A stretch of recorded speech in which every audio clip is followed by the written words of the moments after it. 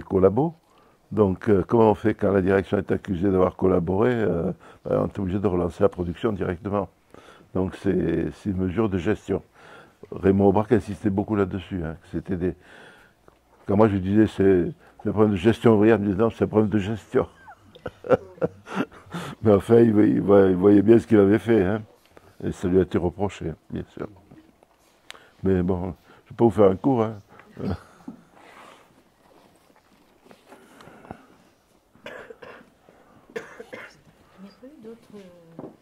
D'autres entreprises ou d'autres villes en France qui ont connu un tel... Oui. Alors, oui, à Lyon, il y a Berlier, pareil. Hein.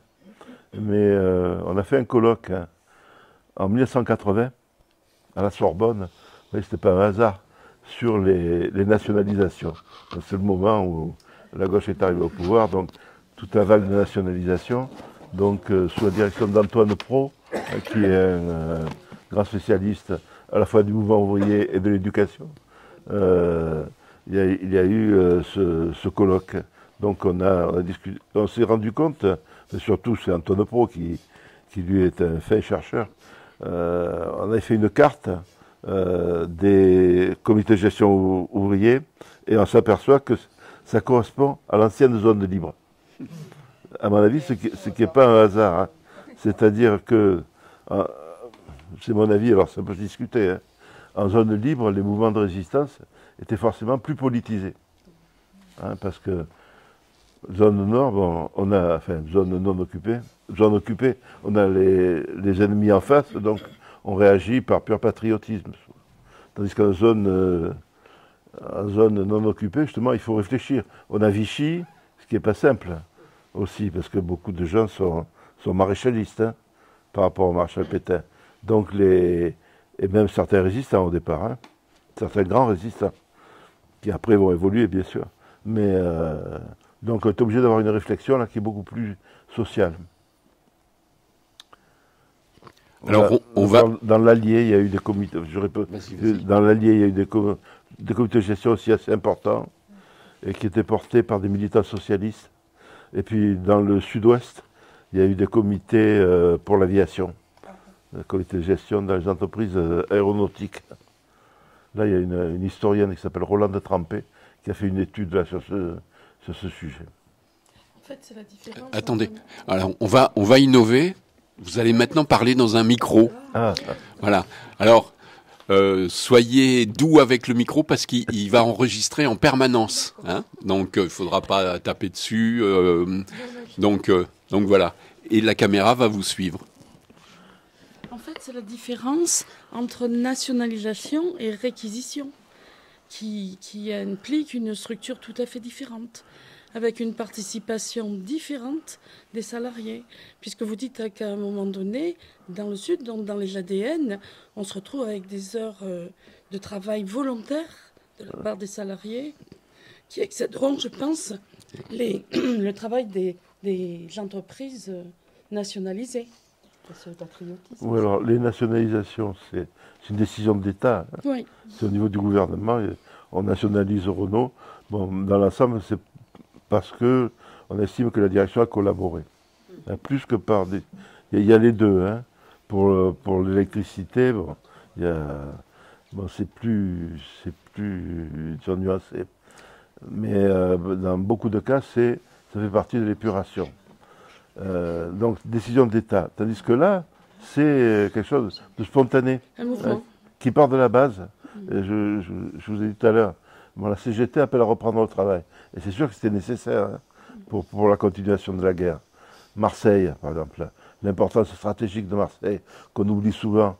Et j'espère qu'on va reparler là, pour les commémorations du débarquement, montrer l'importance du débarquement de Provence, du 15 août. Parce que il fallait avoir à tout prix un port en eau profonde pour acheminer les troupes et le matériel, qui arrivait difficilement depuis la Normandie. Donc Eisenhower, ça le dit dans ses mémoires.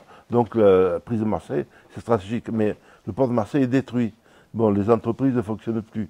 Donc il faut bien relancer toute la production pour réparer les locomotives, accueillir les troupes et le matériel qui arrivent, les réparations navales, etc. Donc Et Aubrac insiste là-dessus en disant c'est une décision de gestion pour continuer la guerre, parce qu'on ne pouvait pas faire autrement. D'autant plus qu'il y avait eu le sabordage à Toulon. Oui, alors. Et donc, ça ne pouvait plus marcher là-bas. Ah oui, à Toulon, c'est plutôt la marine de guerre. Hein. Oui, mais Puisqu'à Marseille, c'est... Le port était devenu inutilisable. Oui, absolument. Puis en plus, soit. il y a eu le bombardement, donc Toulon était complètement détruit. Mais Marseille, c'était pareil. Hein. Les quais, ça n'existait plus. Donc quand les Américains débarquent, quand ils arrivent, ils mettent des pontons au large et il y a des navires amphibies qui font la jonction. C'est appelé les ducks, les canards. Enfin,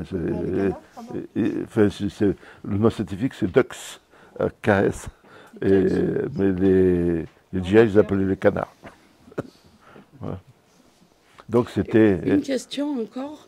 Au tout début de votre film, enfin du film, vous parlez de comité d'épuration. Oui. Qui dit épuration dit exécution. Pas forcément.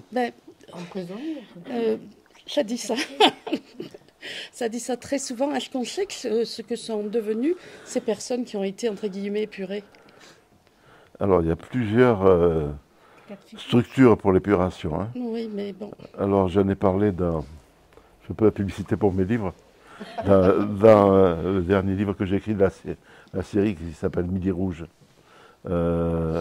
J'ai pris toutes les structures d'épuration. Alors, vous avez des cours de justice, c'est une chose, c'est-à-dire... et vous avez, d'autre part, dans des comités de profit licite. Hein, puisqu'à l'état de guerre, il y a des entreprises qui sont enrichies, donc profit illicite, on confisque les profits illicites. Donc ce n'est pas toujours une exécution. Et même dans les cours de justice, c'est pas toujours, on n'a pas toujours les gens à mort. Voilà. Et vous avez après des structures pour la dégradation. On avait beaucoup parlé il y a quelque temps, parce qu'on avait parlé pour l'actualité, de dégradation nationale. Hein, on perdait le statut de citoyen français, etc. Donc il y a toute une série de structures. Moi, je pense qu'il y a une épuration qui a été faite. Alors après, bon, c'est sûr, ça ne dure pas. Hein. 47, c'est la guerre froide, et donc tout change à ce moment-là. Et on voit, par exemple, j'ai étudié les confiscations de profits illicites. Souvent, j'ai de très fortes amendes, mais certaines ne sont pas payées, quoi. Mon époux est expert et lors d'une expertise judiciaire, il voulait avoir des titres de propriété. Il a pu remonter quelques années et ça s'est arrêté au moment, à la fin de la guerre, il y avait eu spoliation. Hein. Ah oui. Et là, il a vu ça dans 2 dossiers. Dans un dossier avec une exécution dans la cave du propriétaire. Donc c'est des moments difficiles. Il y a de bonnes choses là. Ce mouvement ouvrier, je trouve que c'est bien parce que l'homme se dépasse. Il y a une notion de je sais pas comment vous dire, de don de soi. Voilà, comme je le ressens là. Ah oui, il y a l'enthousiasme. Qui est magnifique parce qu'il y a un but. Un but qui est salutaire, qui doit être reconnu. Et c'est pour ça que je trouve votre film vraiment très bien. Oui, alors peut-être il y a... Bon, le passé est toujours très beau. Bon, peut-être ça joue aussi. On peut enjoliver le passé. Oui, parce qu'il y a des conditions de travail très dures. Hein. Tout à fait. Quand ils racontent qu'ils sortaient tout noirs et qu'ils partaient de la caisse, bon, ils doivent un peu enjoliver le passé. Mais il y a quand même quelque chose. L'enthousiasme, ce que vous dites. L'enthousiasme, la fraternité, le fait de plus que les distances sociales soient vraiment amoindries. Hein. Quand Fabre dit il y a des kilomètres entre lui et moi, le polytechnicien et moi. Alors, Fabre, je signale au passage, bon, beaucoup de témoins sont décédés malheureusement. On ne peut pas travailler aux ADN. Ah bon? Parlez dans le micro. Parlez de votre papa. Et alors, qu'est-ce qu'il faisait? Pardon? Qu'est-ce qu'il faisait comme poste? Vous ne savez pas? Je ne me rappelle pas. Non, par exemple, ils n'ont pas parlé volontiers tous. Par exemple, Fabre, les 2 cinéastes ont mis des mois avant de le convaincre de parler. Ils ne voulaient pas. C'est terminé, on a fait notre travail, je ne veux pas en parler. Et heureusement qu'il a parlé, parce que son témoignage est extraordinaire. Oui. Monsieur, vous voulez intervenir? Oui. Bonsoir. On peut parler comme ça? Ça fait pas trop fort. Je vais dire, j'ai entendu beaucoup, de belles phrases dans ce film. Bon, je ne rappellerai pas toutes, mais je vais dire, le sentiment que j'ai, c'est que ça marchait tellement bien que la politique parisienne s'en est mêlée. Après, quand on dit à Raymond Aubrac,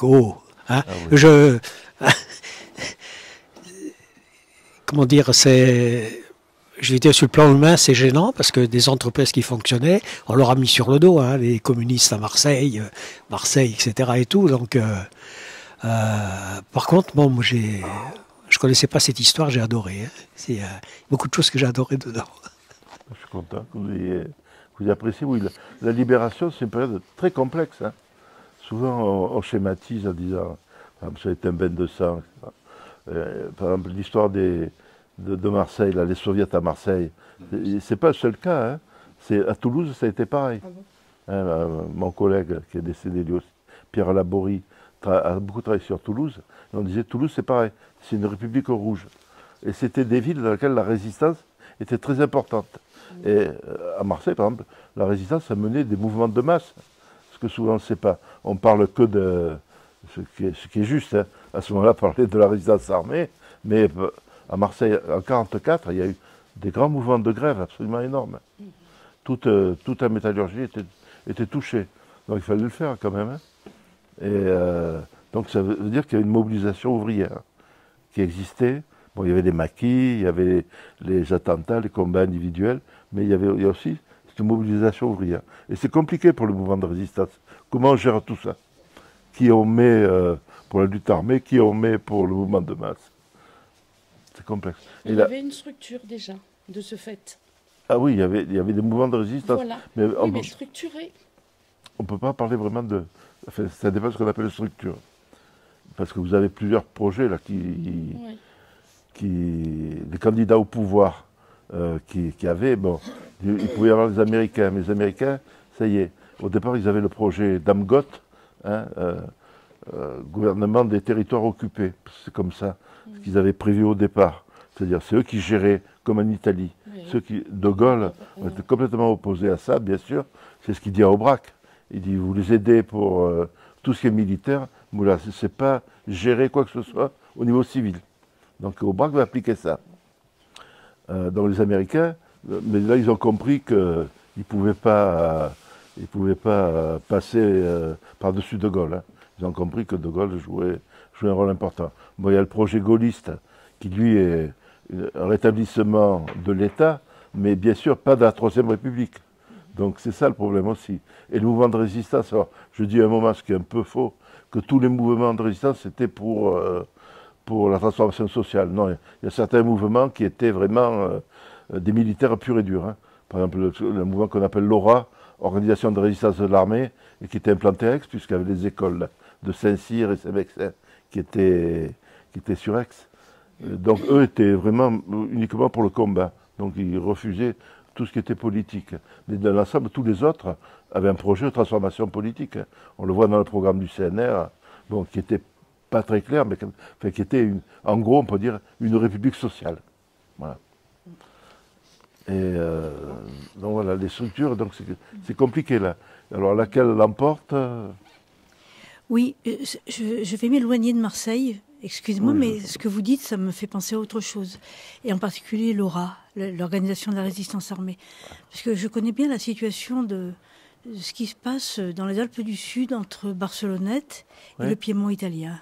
Oui. Vous savez peut-être qu'en mai 1944, les partisans italiens ont rencontré les partisans français, qui étaient l'ORA. Et ils ont décidé de lutter ensemble. Et ils ont décidé de lutter ensemble dans un esprit assez étonnant pour l'époque, pour fonder une Europe nouvelle où les frontières ne séparent plus les peuples. Ils ont conclu ce qu'on appelle l'accord de Sarreto, qui est très important, qu'on va fêter d'ailleurs bientôt à Barcelone. Oui, il doit y avoir une conférence. Là. Oui. Ah, ouais. Et ce qui est semblable à ce qui s'est passé à Marseille, c'est que le pouvoir central ne l'a pas accepté. Ouais. C'est-à-dire qu'on ose, dans le Midi, entre provinciaux, chercher des idées nouvelles sur l'Europe à venir, une Europe démocratique et sociale, c'est comme ça qu'ils l'ont écrite, ça n'est pas passé. Ce qui fait que cet accord a été dénoncé très vite. En septembre 1944, De Gaulle a dit « je ne connais pas cet accord ». Voilà, donc ça m'y fait penser parce que c'est quand même l'État central et puis les initiatives locales. Bon, l'Aura, moi je m'en fiche un peu, que ce soit des militaires ou pas, mais en l'occurrence c'était pas mal. Il n'y a pas que l'Aura, hein, il n'y a pas que l'Aura. Il y a Juvénal, qui est Mac Juvénal. Il y a Juvénal, bien sûr, c'était les FFI. Mouvement Uni de Résistance. Tout à fait. Voilà. Mais vous avez raison, hein, par rapport... on a toujours un peu un problème, si je réfléchis au niveau théorique, centre et périphérie. C'est ça. Hein, c'est-à-dire, le Sud, c'est considéré comme une périphérie. Donc, surtout le Midi. Les comme dit Aubrac, c'est mystérieux, ce qui se passe à Marseille, etc. Et en revanche, le centre a toujours raison. Évidemment. Voilà. Le centre, c'est l'État central. Voilà. Le pays centralisé. Marseille, c'est pas la France. Oui, alors et là, sur les réquisitions, oui, Marseille, c'est pas la France, oui. Oui, on parle de pouvoir central, mais à mon avis, déjà dans la région, quand on voit Defer qui commence déjà à se battre avec les communistes, il n'y a pas que le pouvoir central. Déjà, Defer et les communistes commençaient à... Enfin, Defer essayait d'écarter, d'après ce que vous montrez un petit peu dans le film. Il était maire déjà, pas encore Defer, là, si. Quand on le voit là dans le film. Oui, là... À cette époque-là, il n'était pas encore maire. C'est compliqué, là. La mairie de Marseille, c'est compliqué. C'est toujours compliqué, mais là, c'est encore plus compliqué. Parce que vous avez une délégation municipale qui est mise en place à la Libération, dont le président est Gaston Defer. Hein. Oui. Mais il y a aussi il y a tout le monde. Là. Il y a tous les résistants, socialistes, communistes, chrétiens. Il y a tout le monde de la municipalité. Et c'est président, Gaston Defer, président. Et puis à la fin de l'année, 45, il y a des élections au Conseil général. Et donc là, sur Marseille, les socialistes sont minoritaires. Et donc Defer va démissionner de sa place de président. Il va être remplacé par le communiste Jean Christoffel. Mais on est toujours dans le provisoire. Hein. Et en plus, c'est compliqué encore plus, parce que Marseille est sous tutelle depuis 1939, hein, depuis 1938, quand il y a eu l'incendie des Nouvelles Galeries. Oui. Ah oui, il y a tout le changement qu'a opéré Vichy, puis en plus, il y a cette tutelle qui dure après-guerre. Et puis finalement, il y a des élections qui vont avoir lieu fin 1946, et c'est Christoffel, communiste, qui va être élu maire. Mais ça n'a pas duré longtemps, puisque après, en 1947, il y a la guerre froide qui s'installe, et c'est le RPF qui va prendre le pouvoir. Carlini. L'avocat Carlini. Voilà, c'est compliqué. Oui, alors, pour revenir sur les oppositions au braque de fer, oui, alors, en gros, hein, pour schématiser, ceux qui ont préparé vraiment la libération, ce sont les socialistes. Ils avaient prévu à peu près tous les postes. Hein, ils avaient le préfet du... Mais justement, il fallait bien savoir ce qu'on allait faire. Donc, le préfet des Bouches-du-Rhône est socialiste, le maire socialiste, le président du conseil du CDL, qui est Juvénal, et puis qui va être remplacé provisoirement par Lénart, et socialiste. Donc pratiquement tout était socialiste, sauf Aubrac, qui va être nommé au dernier moment, et qui lui est proche du Parti communiste. Il dit qu'il n'est pas communiste. Hein, lui non. Mais Lucie elle a été membre du Parti communiste, et même des jeunesses communistes, elle a joué un rôle important, mais toujours un peu indiscipliné quand même. Donc, mais alors Aubrac arrive, problème. Il faut, la consigne de Gaulle, c'est vous gérez toutes les affaires civiles et vous aidez les Américains à faire la guerre. Enfin, les Américains, les troupes françaises aussi, hein, à remonter la vallée du Rhône. Sur qui il s'appuie? Il a un problème là, parce que la police, est discréditée, puisqu'elle n'a pas participé, à la différence de Paris, n'a pas participé au combat de la libération. Enfin, des policiers ont participé, hein. À Aix, c'est connu, il y en a qui ont été fusillés. Mais Donc il se retrouve un peu tout seul, donc il monte un cabinet, et puis c'est pas un politique Aubrac, hein. Il est ingénieur des ponts. Bon. Et son expérience, il a eu à Libération et torturé par Barbie, donc c'est pas exactement le profil du haut fonctionnaire. Voilà. Donc il gère ça avec un cabinet qui est très très important. Et vous avez vu Henri Fabre là, qui après va être doyen de la fac d'Aix, qui lui est gaulliste. Donc il rassemble des compétences autour de lui et il fait pour le mieux. Et c'est vrai que la force dominante à ce moment-là qui monte, c'est le Parti communiste et surtout la CGT, avec un afflux énorme d'adhésion. Là, j'ai repris, si je dis ça, c'est vraiment, j'ai repris tous les chiffres, très précisément.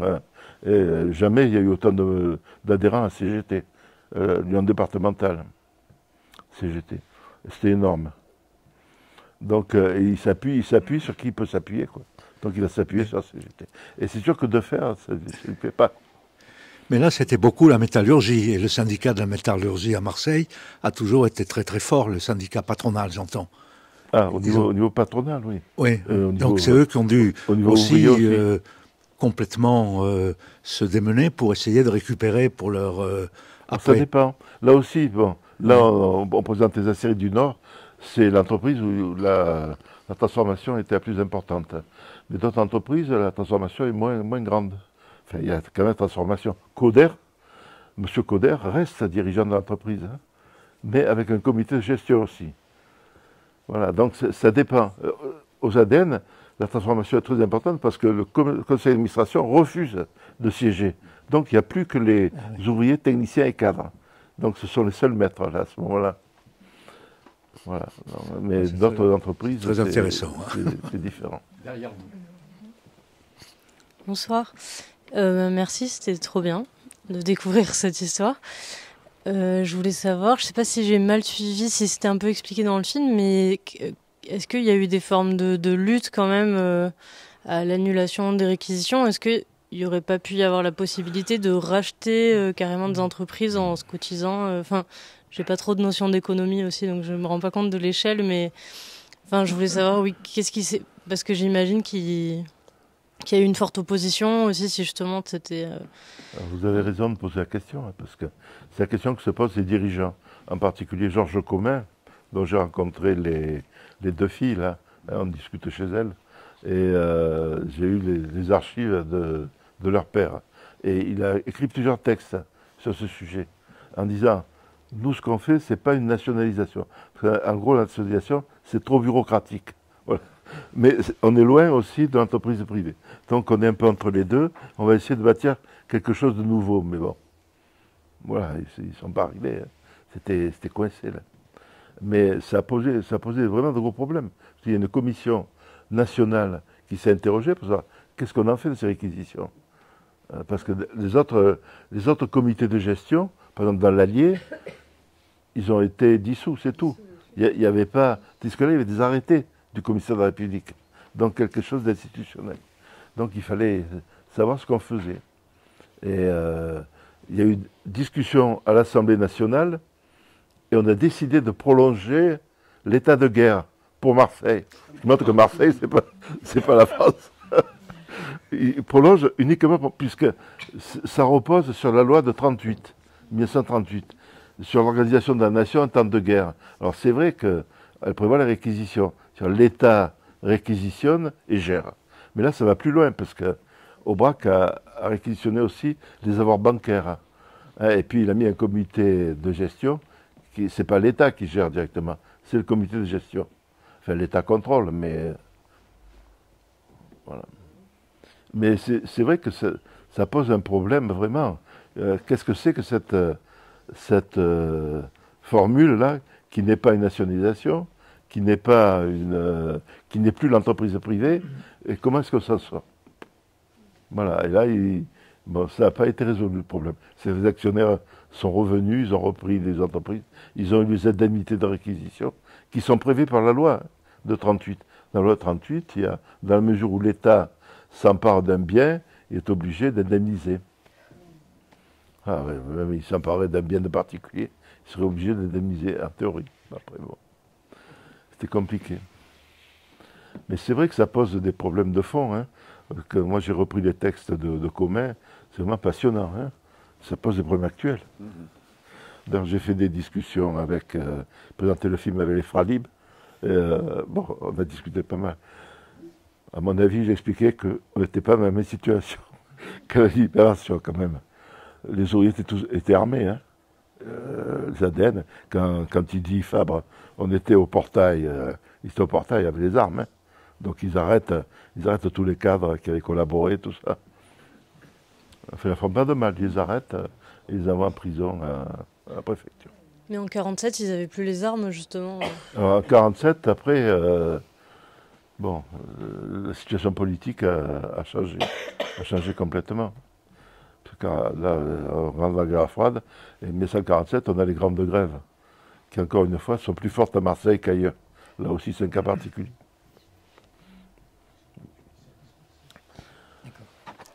Simple question. Et sur les ports de Marseille, parce qu'évidemment, il est monté en exploitation, ce port de Marseille, avec toutes les troupes qui arrivaient vers l'Arbois, justement, qui montaient pas loin d'ici, vers l'Arbois, par exemple. Hein. Bref, donc sur le port de Marseille, des entreprises portuaires, et les dockers, je pense aux dockers, évidemment, qui étaient nombreux.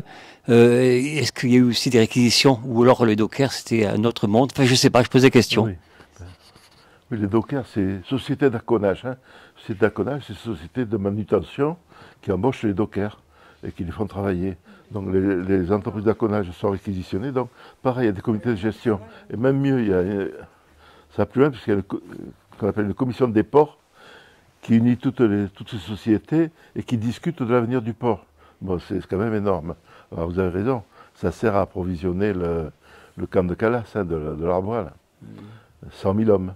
Et oui. Bon, il y a des matériaux et tout, donc il fallait débarquer tout ça. Alors les Américains embauchent à tour de bras. Et il y a ce qu'on appelle une ruée sur les quais, parce que les gens qui n'ont pas de travail, beaucoup d'entreprises ont été détruites, hein, et donc les ouvriers n'ont pas de travail, donc ils vont se faire embaucher sur les quais. Et les patrons des autres entreprises sont très mécontents. Ils disent, mais les Américains nous prennent la main d'œuvre. Ben oui, il y a des tensions à tous les niveaux. Et puis sans compter que les Américains fournissent aussi de bonnes soupes. Hein, problème des pénuries à ce moment-là.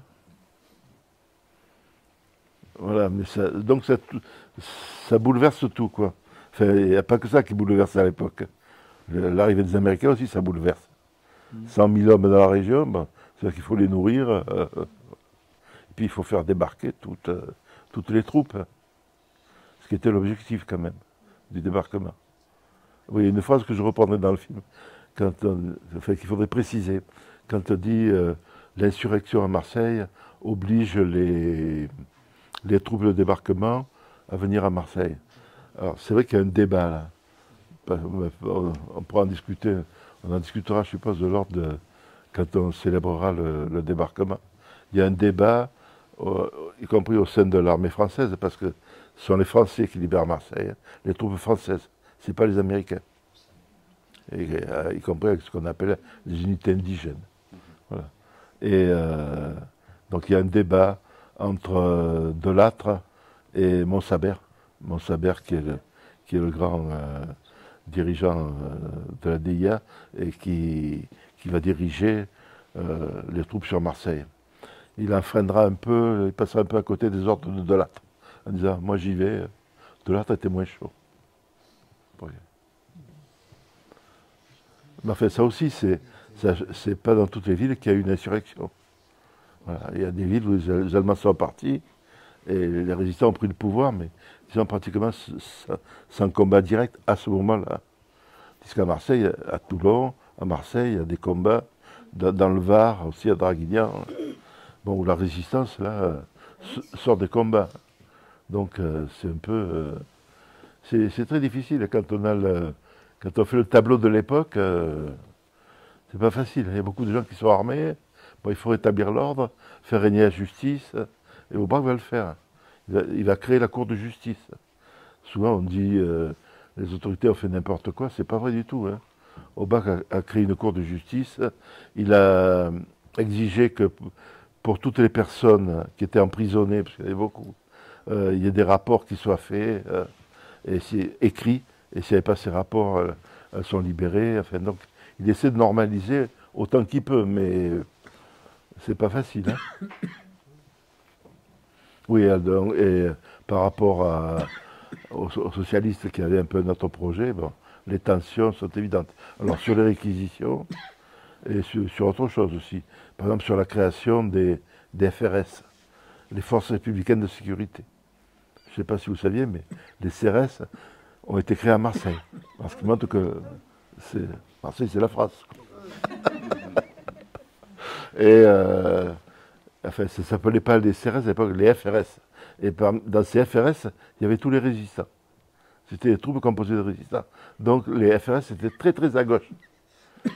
Ensuite, ils ont été mixés avec d'anciennes troupes de Vichy épurées, qu'on appelait les GMR, mais enfin, il y avait vraiment un ancrage à gauche. Et ce qui fait qu'en 1947, certaines compagnies ont été dissoutes, dans les compagnies de Marseille. Voilà. Marseille est toujours un cas particulier. Alain, oui, j'aimerais souligner l'excellente qualité de ce film, la précision, il n'y a pas de spectaculaire, on raconte l'histoire. J'ai trouvé que c'était génial ce film-là. Je ne connaissais pas l'existence, bien sûr. Je ne sais pas d'où il sort, le film. C'est Dany qui l'a trouvé, je ne sais pas. Mais c'était un plaisir. C'est un moment de l'histoire, local, certes, mais quand même, c'est très intéressant. Oui, je crois que c'est... Merci. Ça, je rends hommage aux deux cinéastes. Hein. C'est eux qui sont entièrement responsables de la forme. D'ailleurs, je voudrais ajouter que Alain, c'est en tant que passionné de cinéma qui intervient là. Donc, on a un cinéphile qui fait... Merci, oui, on en découvre tous les jours au niveau cinéma. Enfin, là, moi, je trouve que le documentaire est vraiment... Quelque chose qui vous a frappé aussi, c'est le piano à queue dans... Ah bah oui, alors, exactement.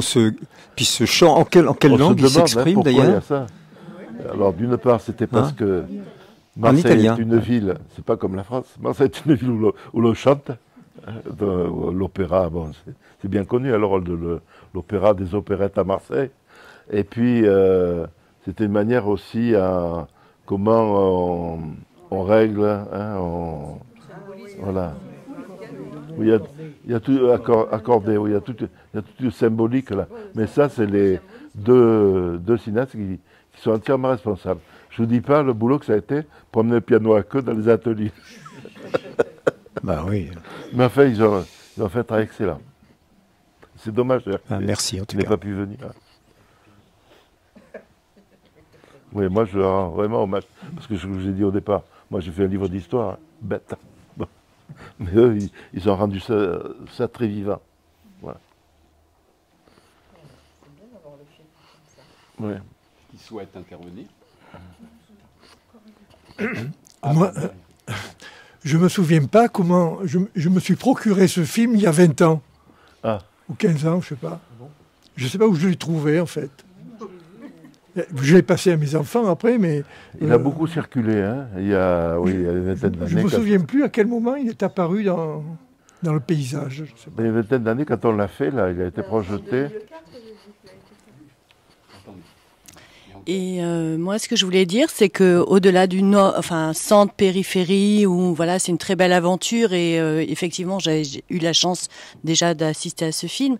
Mais ce qu'on voit, c'est que c'est toujours la même histoire, c'est-à-dire qu'il y a un ordre capitaliste bien en place, avec des choses bien en place. Il y a des périodes comme ça où c'est favorable, où les rapports de force changent, et puis en fait, très vite, en 47, ça disparaît, et puis on s'étonne même pas de pas savoir comment ont vécu les ouvriers après la fin de cette belle aventure et comment voilà et l'ordre revient toujours et voilà et l'ordre il est plus fort que tout, même quand il y a une belle tentative comme ça avec un rapport de force, voilà, ça durait 3 ans et un peu avec avec les différents acteurs, avec l'ordre des choses qui est bien en place, les patrons qui reviennent dans leur place, les maisons qui sont vendues alors qu'elles n'étaient pas faites pour ça au départ, et puis le jeu des socialistes qui veulent leur pouvoir local. Enfin voilà, donc voilà, on est dans la grande histoire en fait, dans la même histoire.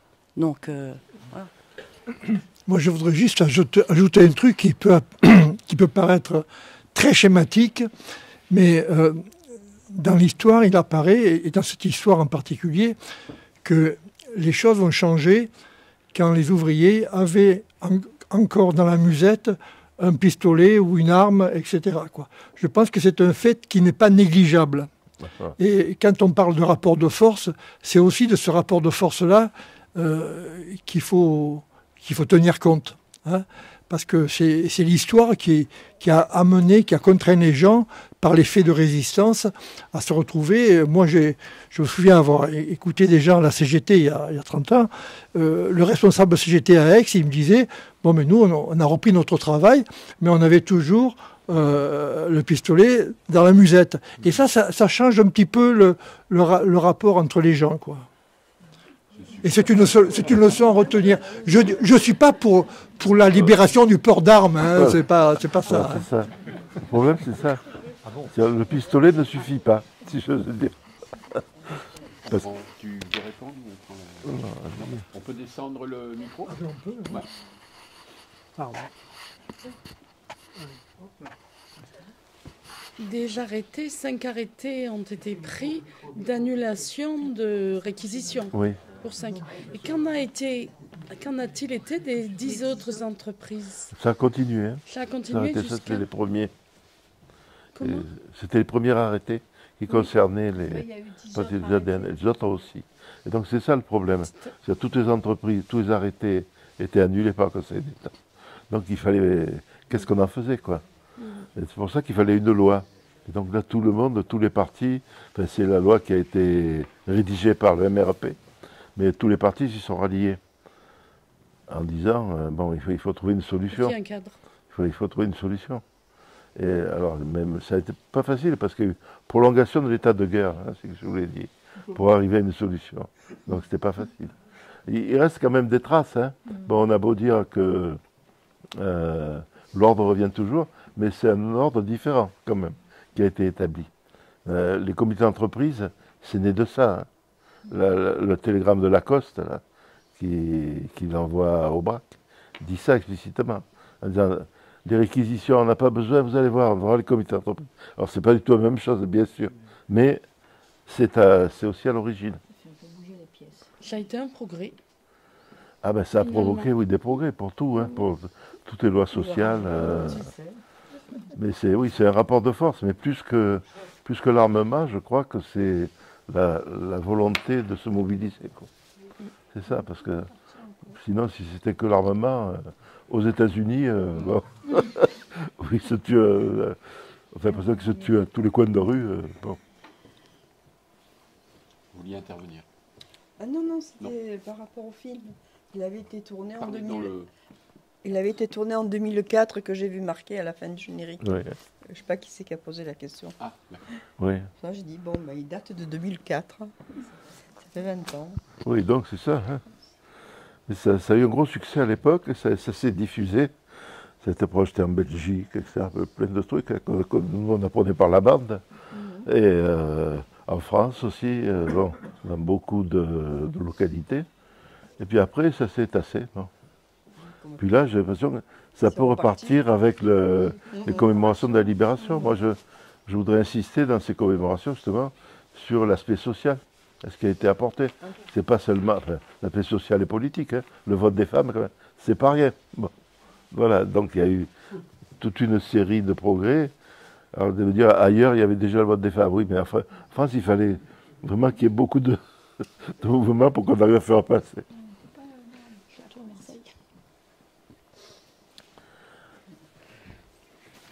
Voilà, donc les deux, je voulais simplement dire, les deux cinéastes ont fait d'autres films, dont un sur les cheminots, que je trouve moi très intéressant aussi. Voilà. Au revoir. Merci. Au revoir. Et si on applaudissait Robert encore une dernière fois.